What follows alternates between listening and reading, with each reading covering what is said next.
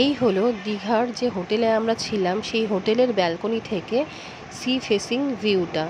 আমরা যেখানে ছিলাম পুরো মার্কেট দেখা যাচ্ছে, সত্যিই খুব সুন্দর জায়গা। দীঘায় আসবো আর দীঘার জগন্নাথ মন্দির দেখবো না তা কি হয়? তোমরা যারা আসবে আশা করি এখন সবাই জগন্নাথ মন্দির দেখতে যাবে। আমরাও গিয়েছিলাম সকাল রাত দুবেলা।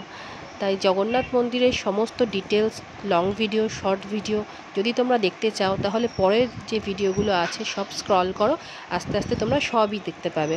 আর হ্যাঁ, দীঘায় কিন্তু একটা দুটো দিন ছুটি পেলে একটু ঘুরে যেও, কারণ সত্যি এখন সি বিচ, জগন্নাথ মন্দির সব মিলেমিশে দীঘা একটা অসাধারণ ট্যুরিস্ট স্পট হয়ে উঠেছে।